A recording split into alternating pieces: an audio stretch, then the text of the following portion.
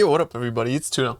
Today's video I wanted to talk about the Wildwood Ascendancies, and in general this video is going to serve as a sort of resource and everything that I've discovered about them so far. We've done a few deep dives on stream and I've just sort of been analyzing everything, coming up with some examples for each ascendancy and how they're going to be useful going into the league, and especially how, certain builds are going to be utilizing certain mechanics and at what point in the league they're going to be doing that. So the first Wildwood Ascendancy I wanted to talk about is the Warden of the Magi, because the Warden of the Magi, of course, I think is the best Ascendancy going into the league on a league start scenario. That is because Warden of the Magi has access to some of the best buffs for the early game, but also, don't discount that as it being only an early game Ascendancy, as it can potentially be really good in the end game as well. There's still some unknowns with tinctures and stuff like that, but they look to be pretty broken. And there's also some pretty cool combinations that we can talk about with the increased effect of them and stuff you can do with flasks and whatnot. So in general, in the early game, how will you find the Warden of the Magi? So they have talked about in the video that there's going to be wisp trails as you enter the grove. And the yellow one is going to be directing you towards the Magi. The blue is the Primalist and the purple is the Warlock. So what you do is you're going to go in there, and when you see a yellow trail, you know that you're going to be working towards finding the Warden of the Magi NPC, and when you do find them, you'll be able to actually talk to him and get the ascendancy that you want from him. So for a league starter ascendancy, why do you want the Magi?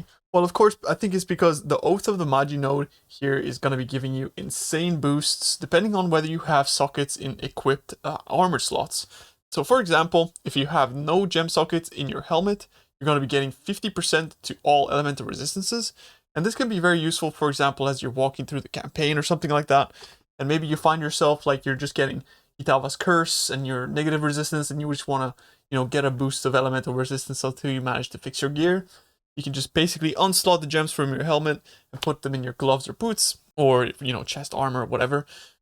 And yeah, you're going to be getting 50% all elemental resistance. 50% is insane. It's basically just going to cap you throughout the campaign, and even when you get into early maps, this can potentially be useful, although it's not something that you want to have forever. It is a sort of a crutch that you want to move on from.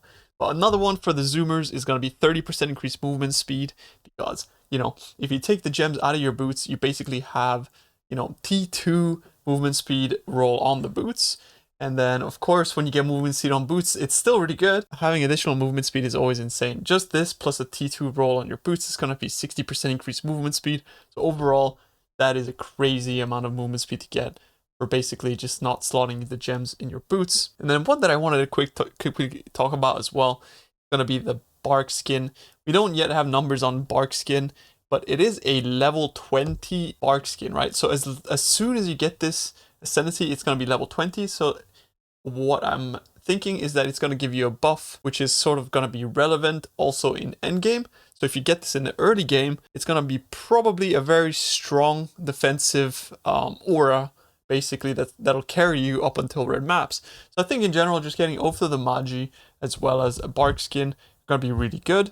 And then slowly you're going to be wanting to work up towards your tinctures and whatnot, and once you find a good one, then you can go towards speccing into that path. But this is also endgame viable, right? There's a cool combination that you can use with bubonic trails, which sort of mitigates some of the downsides of not having sockets gems in your boots, as bubonic trails already have -2 sockets on there, so you won't feel as bad by not putting gems in it. And there's also benefits for that, because if you do put a unique Abyss Jewel in your boots, you'll be getting 24% increased reservation efficiency.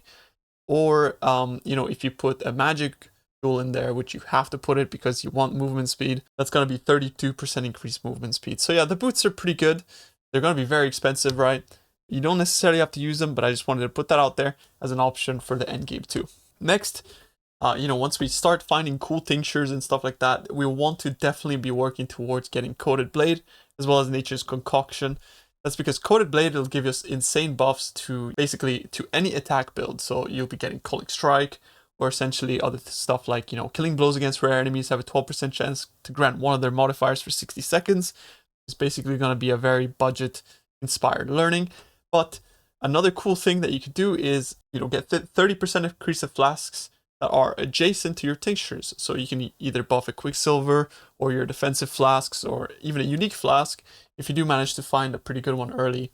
Sulfur Flask is also pretty good. So in just in general, you'll just be able to put your strong flasks next to this tincture just to get extra bonuses, as well as additional flask charges when you hit enemies. So that's good flask sustain for them too. Always useful on single target as well, right?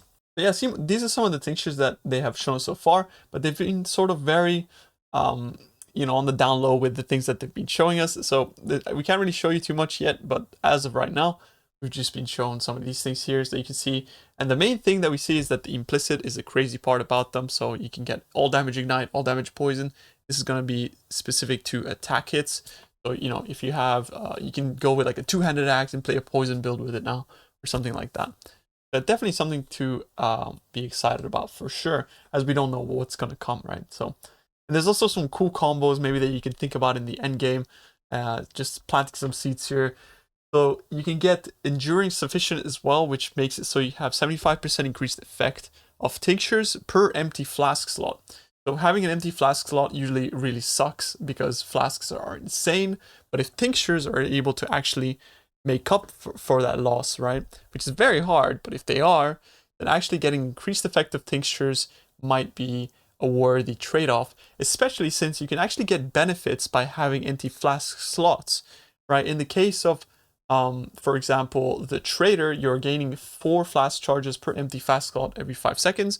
If you have 2 of them, open, that's 8 flask charges every 5 seconds. Basically, this is scaled as well by gain flask charges and all of those nodes on the tree. So you'll just be able to sustain your flasks, no worries on basically any ascendancies. You don't have to be a pathfinder or anything like that.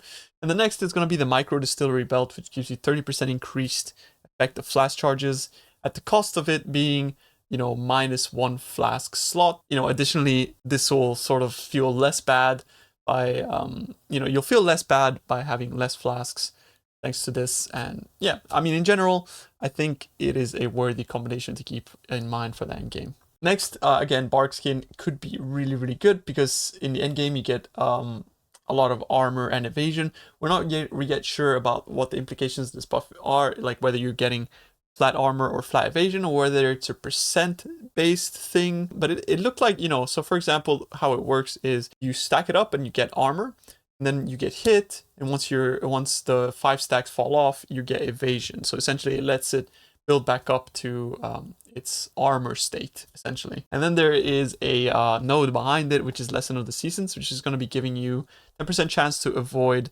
ailments per bark on you. So that's like 50% chance to avoid ailments once you have bark. I think conditional avoidance is not good, and it's not a node that I'll be taking ever. It's very weak, and I feel like they should buff it. It should be 100% avoidance, honestly, or nobody will ever take this because the other options are insane, right?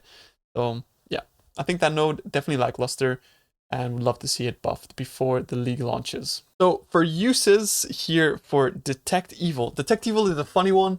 It is gonna be, you know, basically marking enemies on the minimap. So rare unique enemies within 112 to 120 meters have minimap icons.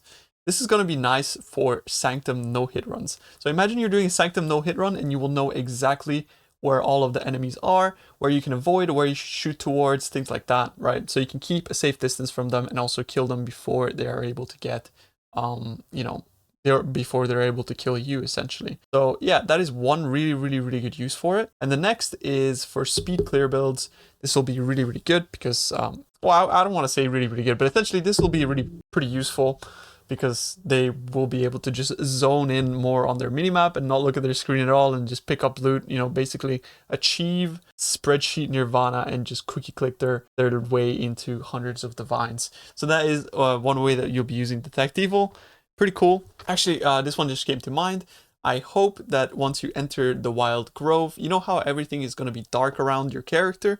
I hope that you will actually still be able to see minimap icons for rare uniques, so you'll be more likely to know where to go in the Wild Grove as well. So this could actually be very good for exploring the darkness in the League mechanic too.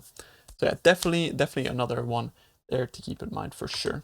Okay, so next we need to talk about the Warlock. The Warlock is one of them that is the most misunderstood. There's some very wacky nodes in there that are kind of hard to understand, but also potentially is the most insane. Like, this ascendancy is actually potentially broken, and it's situational to certain builds, but this ascendancy honestly is broken. And let's just go through it here, just explaining some of my thought process and the things that we came up with together on stream. In general, I think it's really, really good. So yeah, let's explain it. So we got Sanguimancy, which basically makes it so you have no mana and you have 50% increased life reservation efficiency of skills. That means that you will be reserving your auras on life, and they have less reservation cost. What that leads into is going to be Crimson Power, which removes all of your energy shield.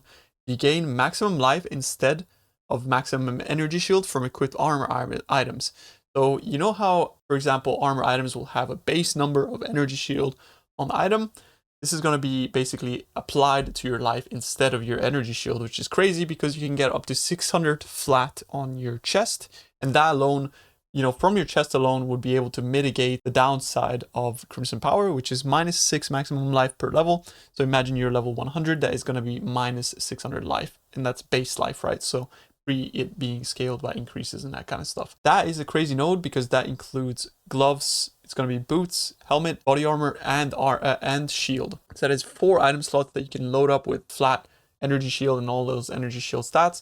That is going to be giving you a ton of life that is then scaled by other things that we'll talk about here in a little bit. But next, Cannibalized Faith is going to give you basically a way to sacrifice, or not sacrifice, but spells that you cast are going to be giving you added physical damage equal to 75% of the life cost. So since all of your spells are going to be costing life instead of mana, as you don't have mana because of Sanguimancy, what's going to happen is that 75% of that cost is added to the spell that you're casting as physical damage. So base physical damage, which can actually be pretty insane if scaled correctly. And yeah, one of the upsides of, in general, this ascendancy is that you'll be able to get 50% increased life reservation efficiency of skills.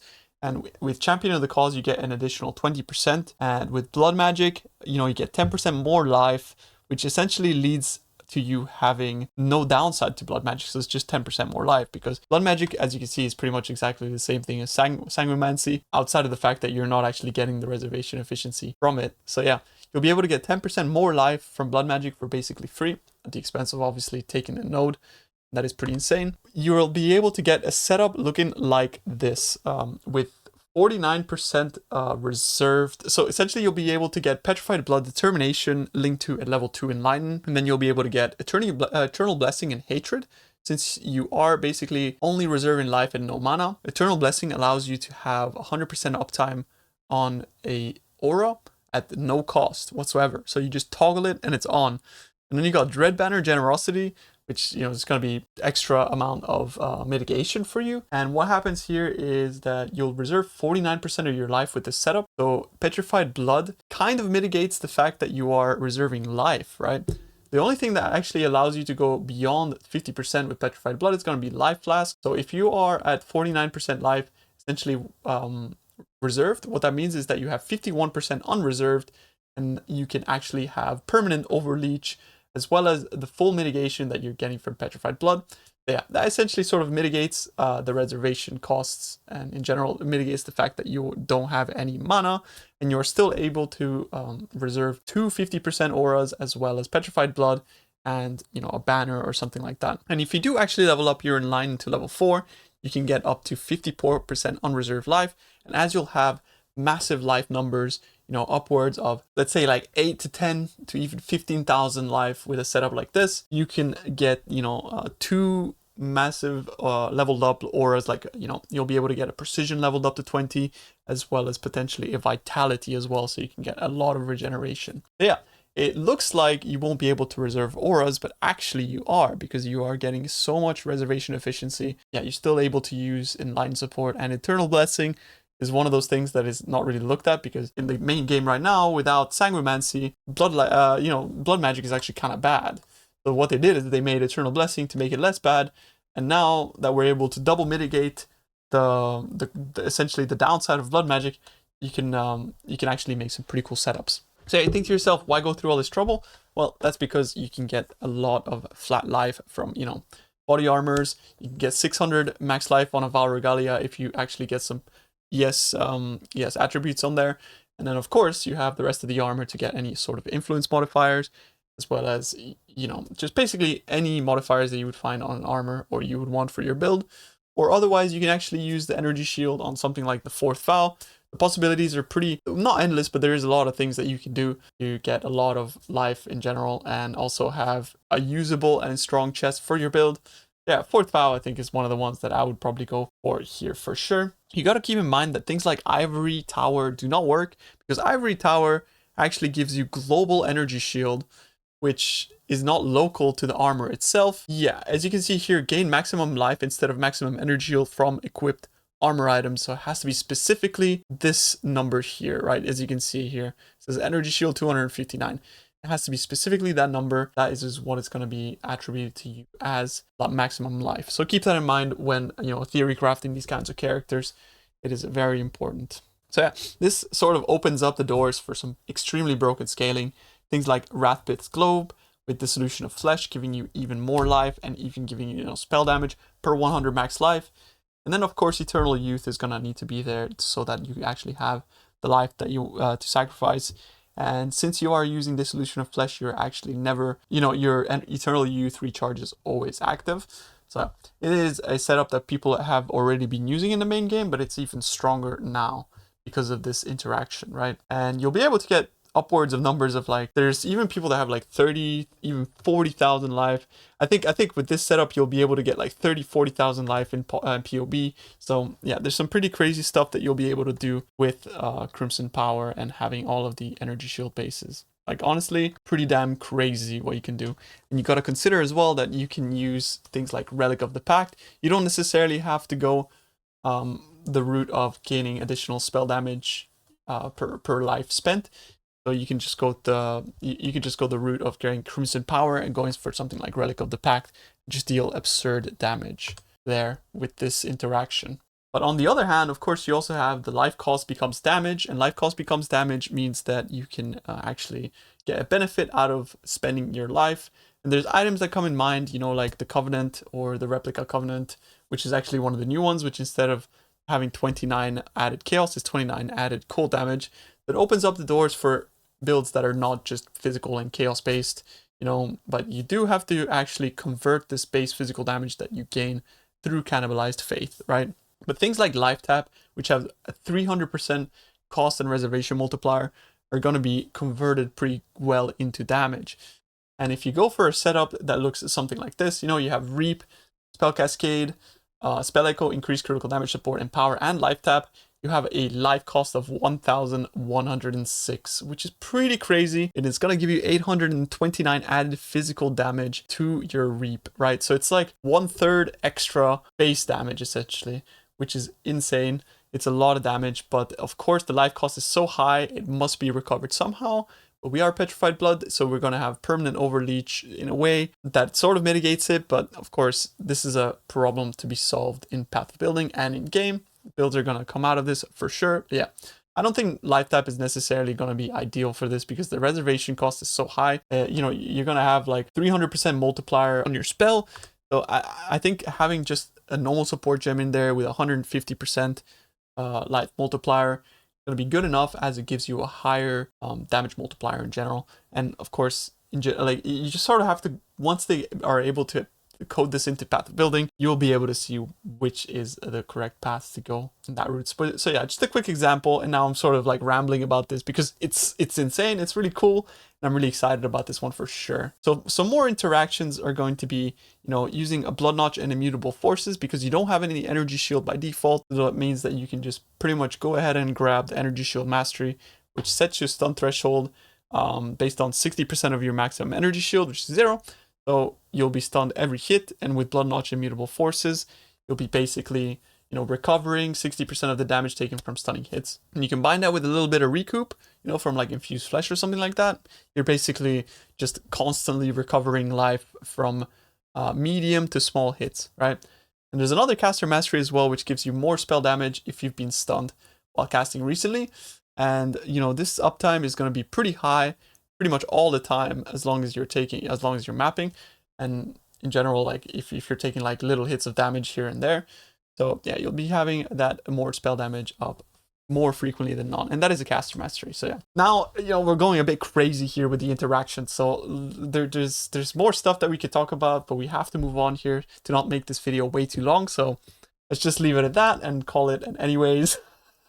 There's more situational buffs that we can talk about here. That is going to be the Ravenous skill. So the Ravenous skill is essentially you're going to spawn a corpse, and you can buy those from the vendor as well. But yeah, you're going to spawn a corpse, and then you click the Ravenous skill on it. And what it's going to do is it's going to make you deal more damage to that mob and also take less damage from it too. So yeah, you'll consume that corpse.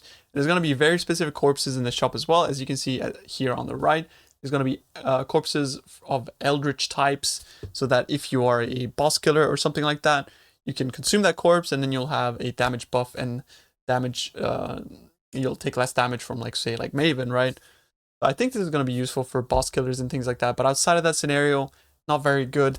I really hope that this buff persists through instances. It's something that I'm not sure of. If it doesn't persist through instances, it's garbage. It is what it is.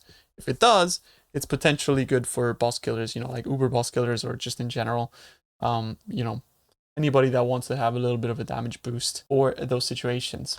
And soul splitting dark effigy. What do you think? What do you guys think this is? Because there is zero information about this. I have looked at the release video 5 times. There's nothing about this. Literally nothing about this. Yeah, we don't know anything about this. I think maybe it has something to do with the arch nemesis mod effigy, which basically a monster will target you and will create a copy of you. And then after a little short delay, that copy of you will be able to take damage. Basically it's like a really annoying arch nemesis mod. But if it's something like this, where like you can actually deal 50% additional damage to this effigy, and that will be transferred to your main target, then it's crazy, right? But yeah, we don't know what it is yet. So we're hoping to get some information about that. And if it's insane, then I'll maybe make a video about it. Otherwise, let's just leave it at that. But next, we have the mark skills that are provided to us by the Warlock. They take up a curse slot, so that means that you'll have to get +1 curse, and also you do have to self-cast them. They are very low quality of life. You can't mark on hit these, right? Because they're not skill gems. That is the downside of them. Honestly, I have to say Pacify is very situational. What happens is that, like, you use a curse, you're going to use Pacify, and once 60% of the curse duration has elapsed, so imagine the curse is 10 seconds long, once 6 seconds have passed, next 4 seconds you'll take 0 damage from that target. So I don't know, there's situations where you'll be able to use this. I don't really like conditional stuff like that, but I mean, like, if you're like one of those methodical players and you're gonna be like, yo, I'm gonna dodge for the next 6 seconds, there you go. But I don't. Affliction skill, on the other hand, is pretty interesting. What happens is, like, you inflict this onto your minions, and then they become a ticking time bomb. And also you'll recover some of the life that is, inflicted, a life cost that is inflicted to them. And then once they get to a low amount of health, they just explode. So you're basically, you're just making your minions a ticking time bomb. So that'll be maybe interesting for certain minion builds. I can't really think of any that would want to just blow up their boys. You want me to explode? Yes! Like that. But yeah, the next one, I'm really excited about Penance Mark, because Penance Mark is potentially one of the most broken things Path of Exile has ever had. It's at the level of Worm Flasks, but it's all dependent on the internal cooldown of the curse. So essentially what it does is, when you hit an enemy, you're going to be spawning 3 little enemies from it, right? And these phantasms are going to be, like, basically shooting you. They're going to be treating you as the enemy. But what the implications of this is that you'll be able to, first of all, overleech. So if you have overkill leech on a slayer, that means that if you kill them, you'll have like a huge leech instance for a certain amount of time. You won't have to use the worm flasks anymore. That is, it's really nice. It's basically like permanent regeneration on single target, and it's very consistent. Next, you have splash and shotgunning damage on certain skills. Like, for example, like if you have lightning arrow, you know how you hit adjacent enemies. With this, you'll be able to shotgun on single target. There are many other spells like that. Next, we have poison proliferation. Poison proliferation, what happens is that the largest poison gets transferred from the dying enemy onto the main target. If you're able to actually transfer them that way, you can imagine, like, if you are actually able to spawn these little minions every hit, this is basically like 300% more damage on single target for poisons. That is why it's broken, right? And that's why I don't think it's going to be this broken, and that's why I also think it's going to have a larger internal cooldown. Yeah, also Arc could be pretty good. as Arc now on the third hit chains back to the initial target, and yeah, you'll be able to basically also triple your damage on Arc, potentially, depending on how it functions, right? Molten Strike also insane because you'll have additional strikes, and those additional strikes spawn more molten balls. Those molten balls will hit your main target since they'll all be close packed together. Yeah, depending on the internal cooldown, this could be completely cracked. And finally, the node behind it is going to be Foul Pact. And you have additional, the Phantasms are going to give you increased flash charges as well as Vile Souls on Death. Which again, if this doesn't have an internal cooldown, this means infinite flasks and infinite souls for Vile skills. The other two are overshadowed by this, of course. So Pacified enemies take 20% increased damage, which is alright. It's a bit of a buff, so it makes the Pacified thing a little bit better. And minions affected by affliction have Onslaught, so they'll have 20% increased attack and cast speed. That's pretty cool. The last one is the Primalist of the Wildwood. Basically, this is the Blank Slate Ascendancy. There's going to be some pretty interesting stuff with this, as they are adding sort of miniature version of the normal ascendancies that we currently have on our passive skill tree in little charm slots. Now, looking at the permanent nodes here, your Warcry's attempt to shake an extra item from corpses, I think this one is going to suck. It's mostly a gimmick. I feel like they just had to put some node in there and they're like, yo, just do it. I mean, it's cool, right? But basically what happens is that monsters don't have any item quantity, as item quantity and rarity is actually calculated when you kill the enemy, so when a player kills an enemy, it says, oh, yo, this player has this much increased quantity and rarity, and it's going to drop an item. So it's not like you're going to be dropping any cool stuff from them, and one item from monster, it's all right. There's going to be that one guy on Reddit that drops something crazy from like a mirror or something, I don't know, and everyone's going to spec into it, like the gold rush. But yeah, the extra rucksack, it's on the way to the good stuff, so that is really nice. You'll be able to put your mapping supplies, your maps, all of that kind of stuff in there. Just extra inventory space. It's very, very nice. Path of Exile's inventory space is very limited for a reason, and expanding it, very welcome, especially when it's free, right? Because you do want to path out to these charm sockets, and these charm sockets are the real deal, because what you'll be getting in there, you'll be getting stuff like this. So for example, projectiles have 7% chance to be able to collide when chain when they collide with terrain, or you can have minimum endurance or power charges and stuff like that. So essentially what you are getting is like a small version of the ascendancy itself. Some of them are worse than others, but some of them are pretty crazy, right? Like this one, you can get up to 2 of these modifiers on one of them. And one of them is that flasks gain a charge every 3 seconds. You can see that it's 1/3 the power of nature's adrenaline. And what this means is that, like, if you have 2 of these, you'll already be able to build around the fact that you can basically sustain flask charges on an ascendancy that otherwise wouldn't be able to, right?